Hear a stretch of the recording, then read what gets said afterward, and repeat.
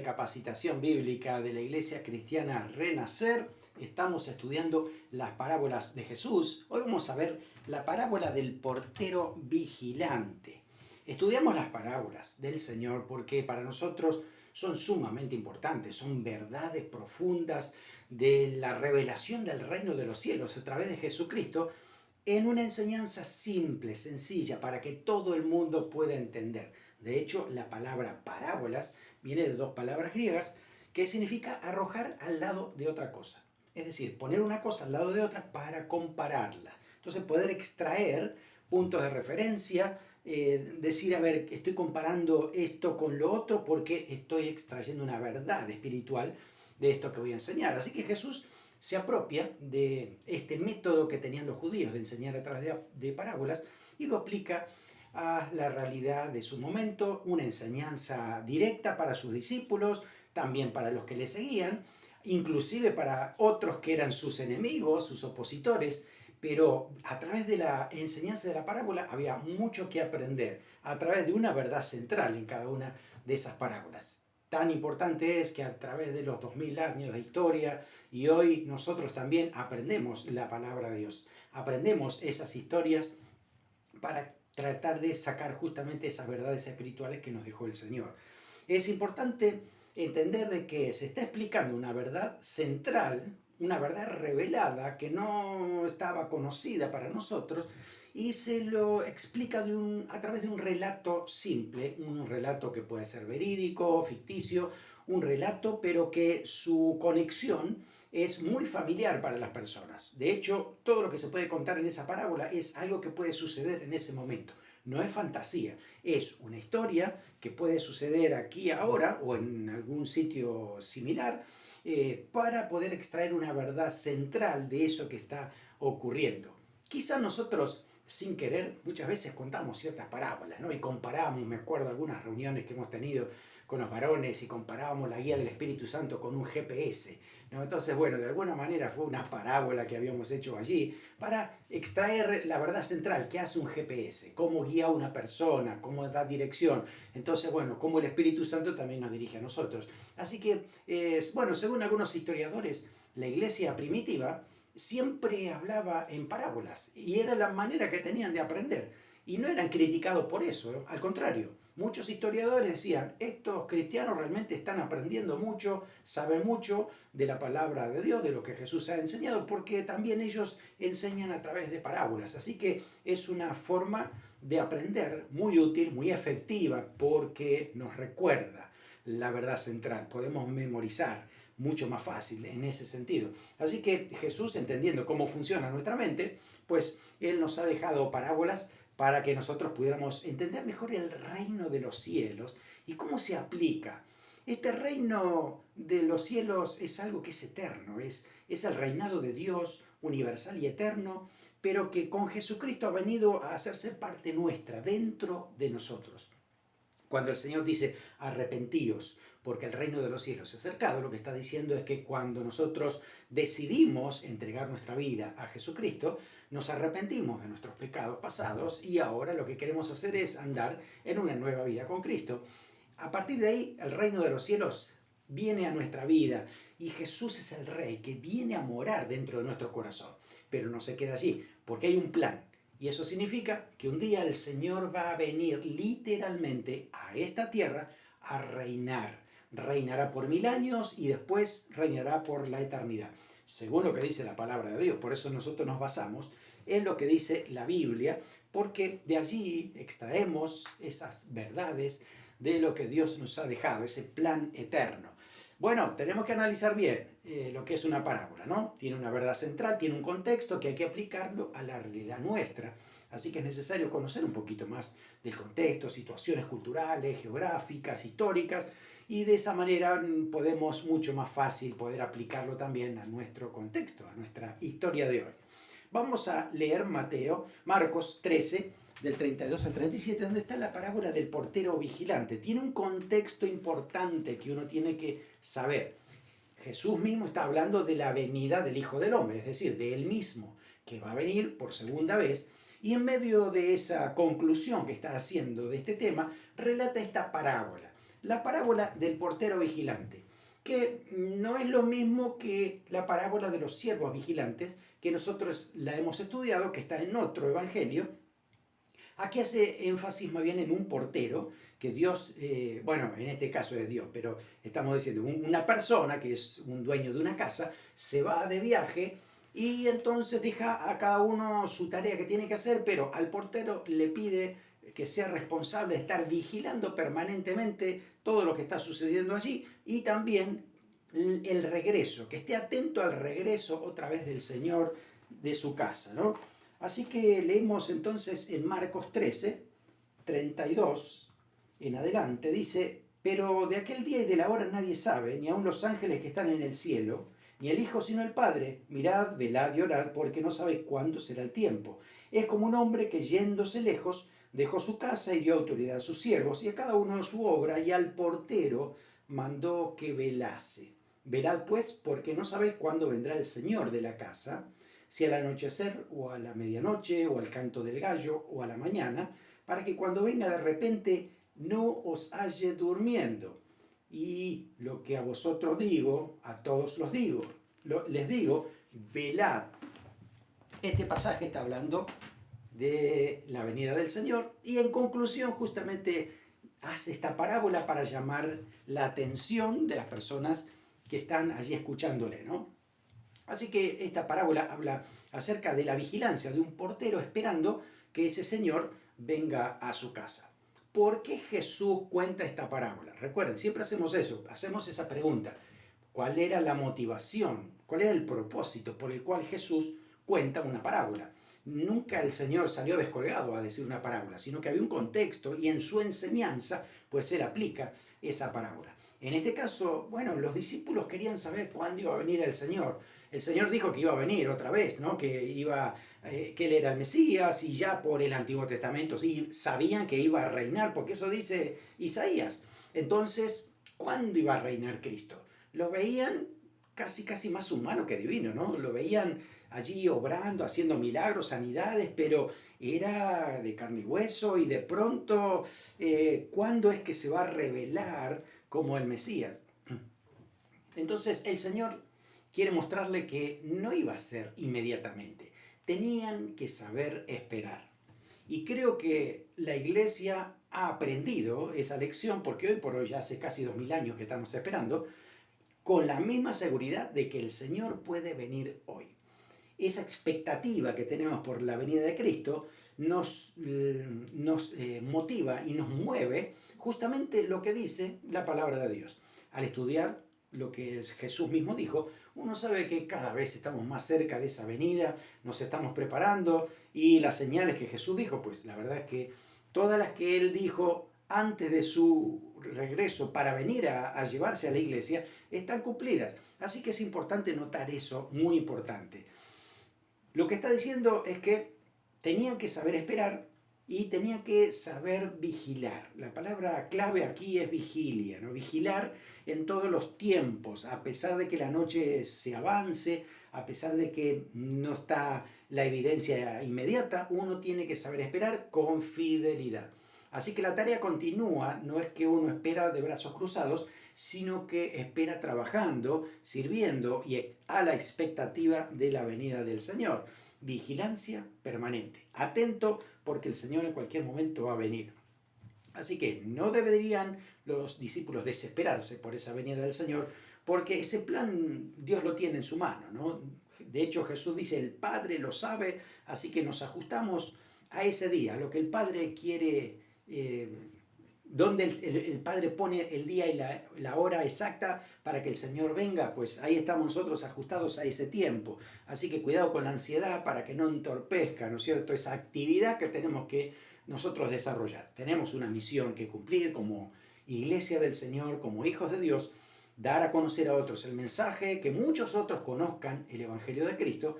Así que el hecho de estar esperando la venida de Cristo nos moviliza más, nos moviliza a saber que hay otras personas que si hoy viniera el Señor, se quedan, absolutamente. Entonces, de esa manera uno dice, Señor, yo no quiero estar solo, no quiero que mi familia también, que mis amigos también, familiares, parientes, que todos vengan a tus pies. Entonces, con ese deseo es que seguimos orando que el Señor venga y seguimos trabajando para que las personas puedan conocer al Señor. Así que a la expectativa, pero ocupados también de en el trabajo que el Señor nos ha dado para desarrollar. El contexto, entonces, se habla de un portero. Y la verdad es que era muy importante un portero en esa época, sobre todo allí en la zona de Israel y los países aledaños, en esa cultura, que de pronto, por ejemplo, las casas lo que tenían era una separación de la calle a través de un muro, pero era fácil de saltar, ¿no? Ahora, a través de la entrada de la casa había un portón importante, entrada principal, donde ahí se ponía un portero que vigilara que nadie entrara a la casa, que nadie se lleve nada, estar atentos y de pronto, claro, si había que defender la casa, no lo iba a hacer solo, llamaría a otros, pero él era el que tenía que anunciar. Como lo decíamos, o lo decimos, por ejemplo, en Ezequiel, el atalaya, el que está vigilando en la torre, ¿no? Cuando se puede acercar un enemigo. Bueno, en una casa el portero hacía esa función, ¿no? De estar vigilando las cosas de la casa, y en este caso ni siquiera era su casa, él trabajaba para ese señor, así que se le pagaba por esto y tenía que estar atento a dos cosas, a que todo se desarrollara normalmente, que siga el trabajo, que no se detenga lo que hay que hacer, pero atento a que nadie entre y se robe nada. Ahora, el señor de la casa le está diciendo, el dueño le está diciendo a este portero que él va a regresar, no sabe cuándo, ¿no? Que en cualquier momento viene de la noche y entonces él debe estar atento a ese regreso porque la venida será inesperada. Ese es el mensaje clave que tiene esta parábola para dejarnos a nosotros, ¿no? Así que la seguridad de la casa, de los robos y demás, así que pasaba todo por las manos de este portero. Inclusive los relatos judíos antiguos, de tradiciones, dice que si había varias casas alrededor y este portero vigilaba no solo esta casa, sino también alrededor, decía que el dueño de esta casa podía hablar con los demás para que entre todos le pagaran a este vigilante. Así que puede que el vigilante vaya más allá de ese lugar y cubriera entonces aún los vecinos más cercanos en este caso. Así que era muy importante. Y la palabra clave es velad porque no sabéis cuándo iba a volver, ¿no? Así que esa es la verdad central, vigilancia del portero para que cuando el Señor vuelve, la casa esté en orden, a la expectativa de la llegada del Señor. Si usted presta atención, se usan aquí en Marcos frases o medición de la noche diferente a otros evangelios. Recuerde que el Evangelio de Marcos está escrito con el fin que le llegue a los romanos. Entonces Marcos usa medidas romanas de la noche. No, por ejemplo, Lucas más bien él usa medidas judías, ¿no? Primera, segunda, tercera y cuarta vigilia. Pero los romanos usaban otra medida. Decían el anochecer o la medianoche, que seguía después a las 12, luego el canto del gallo y después ya la mañana. Así que eran 4 momentos que podía haber en la noche. Por eso el dueño de la casa le dice que puede llegar en cualquiera de esas medidas, ¿no? Cualquiera de esos términos de la noche. Era una venida que iba a ser inesperada, debería estar atento porque en cualquier momento iba a aparecer. Así que aquí se le pide al portero que esté con un ojo en la puerta y otro en los quehaceres, ¿no? Que esté ahí atento en las dos cosas para que no se detenga el trabajo, pero también no dejen de esperar que en cualquier momento iba a llegar el dueño de la casa.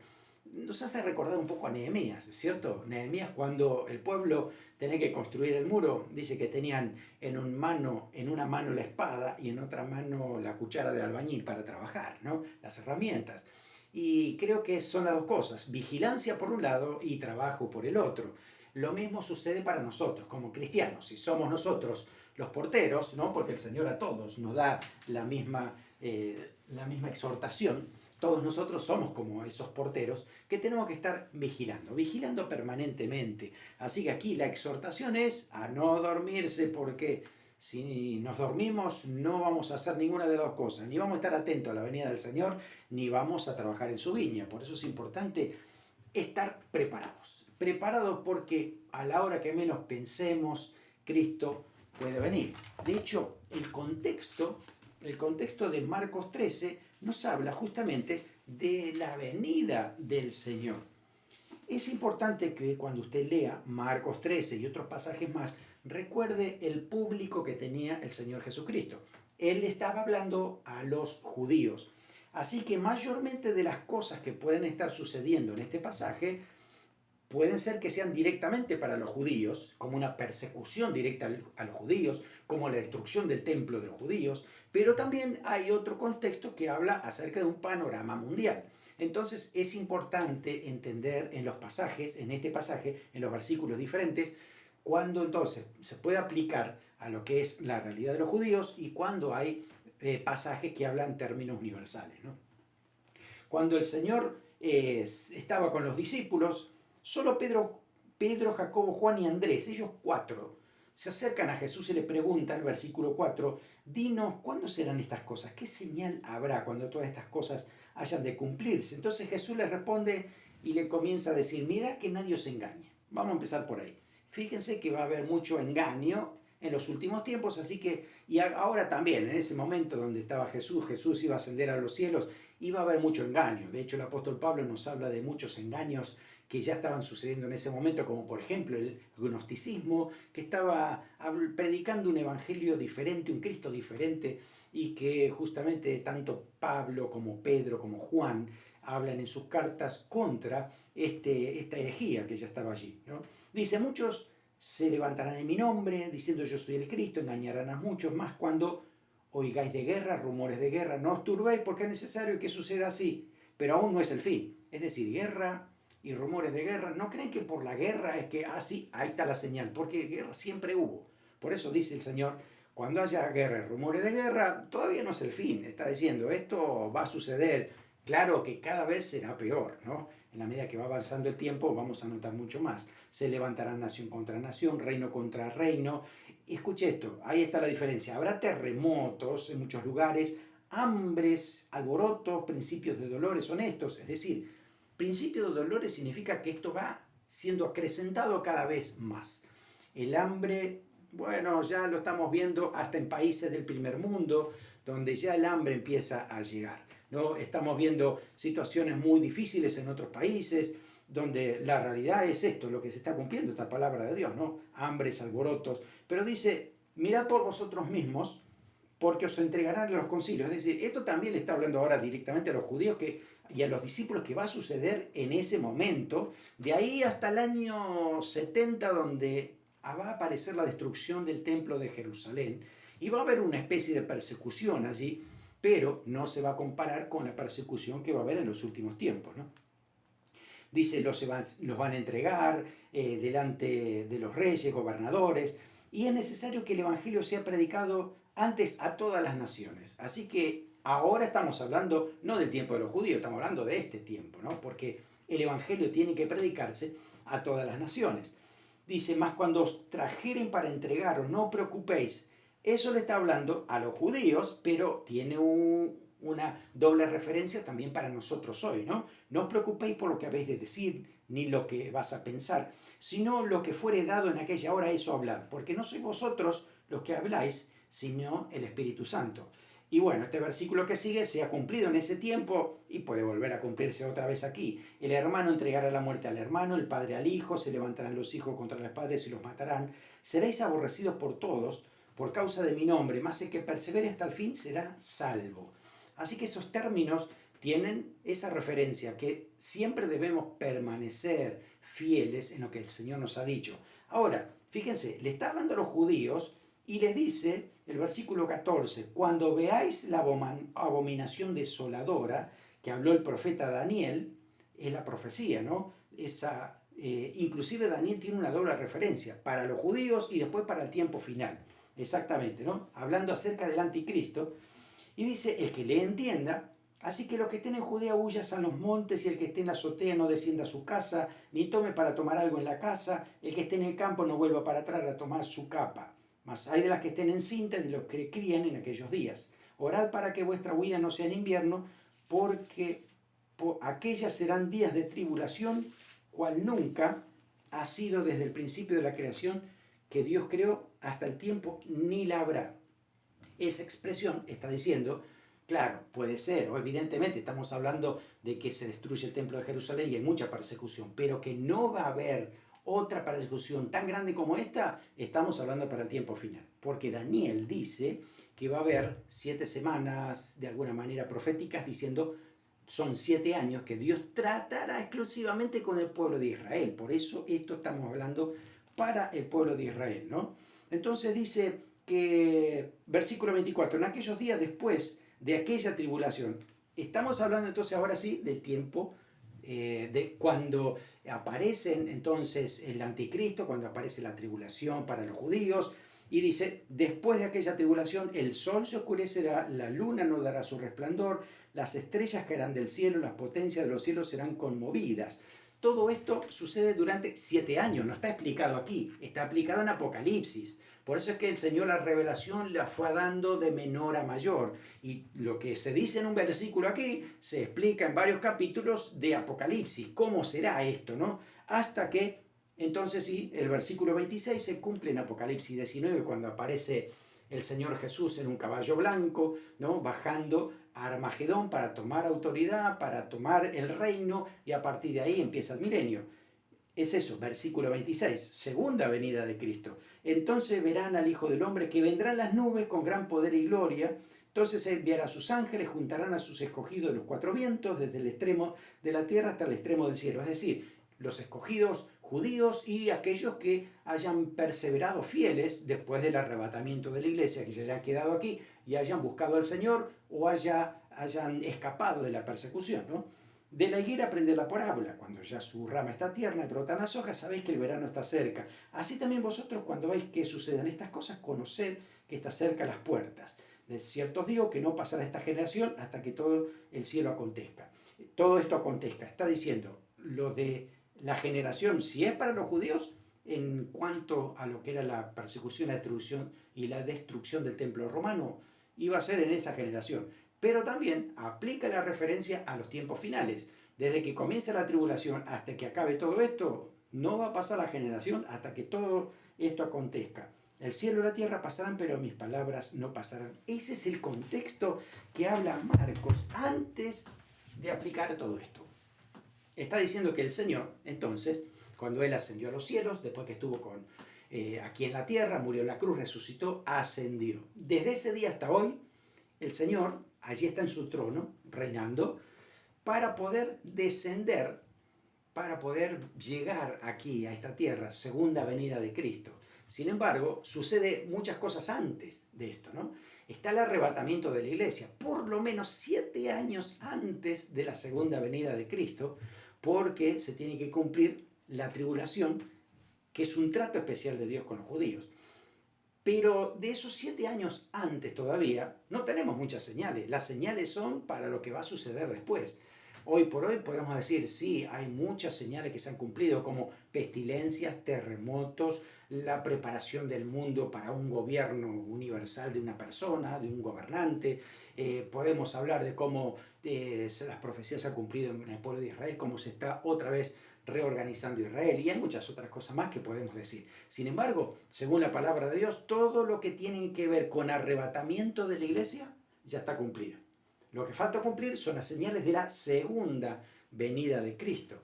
Por eso, hoy por hoy podemos decir, hoy el Señor nos puede arrebatar. Hoy por hoy podemos estar listos porque el Señor nos puede llevar con Él. Y después volveremos con Cristo a reinar aquí, ¿no? Después de 7 años de tribulación aquí en la tierra, y nosotros de estar disfrutando con el Señor, sus recompensas y sobre todo la cena de boda de Cordero. Así que no te pierdas ese plan maravilloso que el Señor tiene para sus hijos. Pero el asunto es que uno tiene que estar atento. No se puede especular con el tiempo, no se puede decir falta tanto, falta esto, falta lo otro, porque la verdad es que Cristo puede venir hoy. según la palabra de Dios y según todo lo que se pueda llegar a cumplir, no hay nada que detenga que hoy venga el Señor Jesucristo a buscar a su iglesia. Así que nos podemos ir con el Señor hoy mismo. Ojalá que ni terminemos de hacer este video y estemos ahí con el Señor disfrutando por la eternidad con Él, ¿no? Así que esa venida va a ser repentina. Aquí lo representa como el anochecer, medianoche, canto del gallo. Cuánta historia ha pasado por aquí, ¿no? Y yo creo que ya estamos aquí en la mañana. En cualquier momento aparece la venida del Señor, esa venida inesperada. ¿Cómo nos encuentra esa venida? Nos va a encontrar velando, preparados, diligentes, porque de esa manera es como vamos a entrar al reino. O si nos encuentra dormidos, infructíferos, ociosos, nos quedaremos fuera del reino. Dios nos guarde. Por eso es importante entender esta exhortación del Señor a través de lo que es esta parábola del portero vigilante. Palabra clave es velar. La palabra velar viene del griego gregorevo o gregorevo. De acá viene la palabra Gregorio, que significa vigilante, ¿no? Así que es mantenerse despierto, vigilar.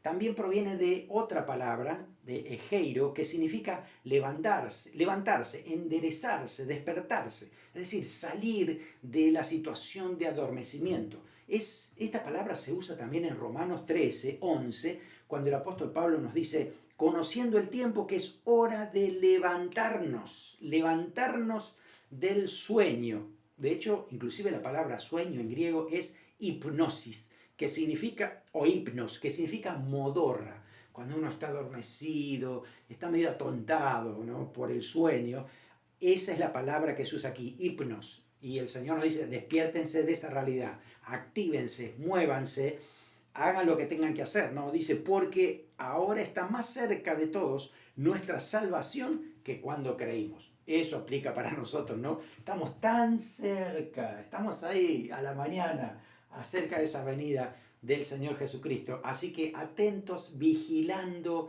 estando a la expectativa de la venida de Cristo y haciendo aquello que nos toca hacer. ¿Cómo te gustaría que te encuentre el Señor en ese arrebatamiento? ¿Cómo te gustaría? Si me preguntas, a mí me gustaría que el Señor me encuentre sirviendo, siempre sirviendo. Así como el Señor le ha dicho a los siervos y le ha dicho al portero que estén siempre atentos y vigilando de que todo funcione, pues esa es la idea, sirviendo al Señor. No hay mayor gozo que estar sirviendo, no dormido, acostado, sin hacer nada, perdiendo el tiempo. Necesitamos activarnos y saber que hay muchas cosas que ya deberíamos tener resueltas, ¿no? Hay cosas que a lo mejor en nosotros están sin acabar pendientes, no, resolvamos esto y digamos, a ver, tenemos que servir al Señor, démosle lo mejor al Señor, cuando el Señor nos venga a buscar y que nos diga, bien, buen siervo y fiel, sobre poco has sido fiel, sobre mucho te pondré. Así que todo tiene que estar encaminado. Cuando el Señor venga, la tarea tiene que estar cumplida, porque si el Señor nos lleva en un momento determinado, pues hasta ahí el Señor consideró que era nuestro servicio.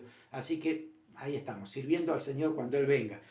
Recuerda el apóstol Pablo, cuando él ya estaba a punto de ser sentenciado, él dice, he peleado la buena batalla, he acabado la carrera, he guardado la fe, estoy listo para que el Señor me lleve y estar con Él, ¿no?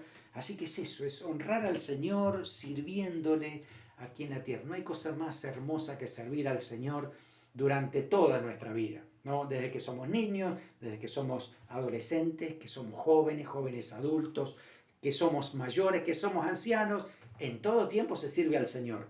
No hay una época que sea mejor para Dios que otra. Claro que cuando somos jóvenes tenemos mucho más recursos para poder servir al Señor, pero aún así cuando uno ha crecido y se pone más mayor, Dios tiene otros recursos, ¿no? Y podemos ser útiles al Señor sirviendo de muchas otras maneras.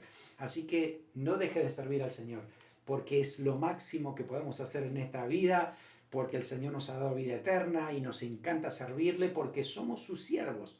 Y ahí estamos atentos a esa venida. Ahora también, nos gustaría que cuando venga el Señor nos encuentre a todos los hermanos en paz, que no haya diferencia entre los hermanos, que no haya una pelea, un asunto que no sea resuelto. Si viene el Señor, la Biblia dice que lo vamos a tener que solucionar allá arriba, mejor solucionarlo aquí. Miren, Romanos 14:10 dice, pero tú, ¿por qué juzgas a tu hermano? O tú también, ¿por qué menosprecias a tu hermano? Porque todos compareceremos ante el tribunal de Cristo. Así que frente a ese tribunal de Cristo, si hay alguna diferencia, pues va a tener que resolverse. Hermano, te animo a que arregles cuentas aquí en la tierra y ahora mismo. No dejes que una diferencia con alguien te separe.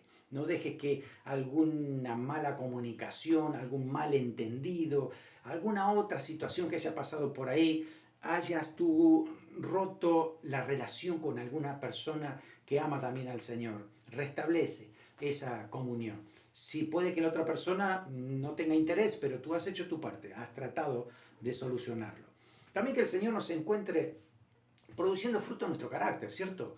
Cuando el Señor venga, dice que por su fruto lo conoceréis, y si el Señor nos lleva, que nos lleve con un carácter transformado, donde el Espíritu Santo está trabajando dentro de nosotros y nos está poniendo amor, gozo, paz, paciencia, ¿no? Y a veces está ese sentir del creyente, ay, me quiero ir con el Señor porque allá voy a haber gozo, allá va a haber paz. ¿Qué está pasando hoy acá? ¿No debería tener yo también hoy gozo y paz aquí? Empezar a experimentarlo aquí. Eso es por relación con el Espíritu Santo. Por lo tanto, estoy esperando la venida del Señor. Tengo que empezar a experimentar también el fruto del Espíritu Santo en mi carácter hoy mismo, para que cuando vaya al cielo, como dijo un pastor, no tenga un choque cultural, ¿no? Entonces, todo lo que estamos disfrutando hoy aquí, que lo continuemos por la eternidad. Claro que allá todo será maximizado, será perfecto, lo que será estar con Cristo, lo que será estar con su iglesia, con los hermanos en la fe, familiares nuestros que aman al Señor. Qué gozo celestial completo y pleno será aquello, ¿no? Pero hoy por hoy Dios tiene siempre esas probaditas, esos adelantos para nosotros, ¿no? Con lo que es el gozo del Espíritu, la paz, la paciencia, el amor, disfrutar esa relación con el Señor constantemente, ¿no?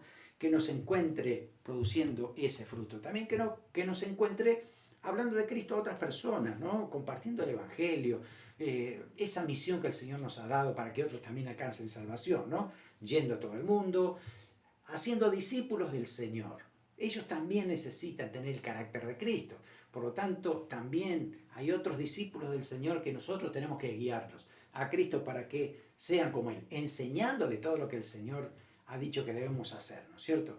Así que deja que el Señor te use con tus palabras, con tu vocabulario, con tu estilo, pero sé útil al Señor, háblale a otros de la palabra, deja que el Señor tome control de tu vida. Y recuerda lo que decía Marcos, no te preocupes lo que vas a decir, deja que el Espíritu Santo tome control de tus palabras y Él va a decir la palabra justa. A veces hay métodos de evangelismo donde uno repite de memoria algo que ha aprendido para todo el mundo. De pronto todo el mundo es diferente y cada persona necesita a lo mejor una forma de mensaje diferente a otro. El principio es el mismo, la palabra es la misma, pero la forma en que lo digo puede que sea diferente. A lo mejor la cultura es diferente, su vocabulario, su lenguaje, su estilo. Entonces necesito sabiduría del Señor para poder hablarle a esa persona con amor, con respeto, pero siempre diciéndole la verdad del Señor. Así que deja que el Señor te use como instrumento para su gloria y que otros reciban esa palabra y podamos cumplir esa misión que el Señor nos ha dado. Así que orando, empieza a orar por aquellas personas que el Señor pueda poner en tu camino, donde tú puedas empezar a compartir el mensaje. Atento, tú también eres portero. Estás cuidando de que nadie robe lo que el Señor nos ha dado. Mira que el diablo es el ladrón que anda buscando a quién devorar como león, pero también está tratando de robarnos lo que el Señor nos ha dado. Así que sé un portero vigilante, que no dejes que el diablo te robe nada. Y por el otro lado, está atento a lo que está sucediendo, si está sirviendo al Señor, de que sigan fluyendo los ministerios, el trabajo, el servicio, y atento a la venida del Señor, porque en cualquier momento viene el Señor y nos tiene que encontrar preparados. Así que no vamos a esperar a prepararnos el último día de nuestra vida. Tenemos que estar preparados, ya, aquí, ahora, esperando ese regreso. Marcos 13, 35 y 36 dice, velad pues, porque no sabéis cuándo vendrá el Señor de la casa, si al anochecer, a la medianoche, al canto del gallo o a la mañana, para que cuando venga de repente no os halle durmiendo. Un portero que está durmiendo es un portero inservible, porque la verdad es que tiene que estar atento, vigilante las 24 horas. En este caso, esta venida inesperada del Señor puede suceder en cualquier momento y nosotros debemos estar despiertos espiritualmente todo el tiempo, anhelando esa venida y siendo activos para la gloria y honra del Señor. Oramos para que esta palabra sea viva, eficaz en nosotros, que no se nos olvide y que eso produzca fruto, un cambio dentro de nosotros. Gracias, Señor, por tu palabra. Oramos para que, como el portero vigilante, siempre estemos velando, atentos, vigilantes en nuestra vida, en nuestro servicio, en nuestra expectativa por tu venida. Ayúdanos, Señor, a estar velando en oración, velando en servicio, en trabajo. Padre, guíanos, Señor, para que podamos ser instrumentos en tus manos. Muchas personas necesitan hoy conocer tu gracia, conocer el mensaje de salvación. Danos la sabiduría, danos las palabras, danos la creatividad necesaria para que otros también te conozcan a ti. Señor, que podamos traer mucho fruto para tu gloria y que cuando tú vengas estemos ahí listos, esperando tu venida, haciendo lo que nos toca.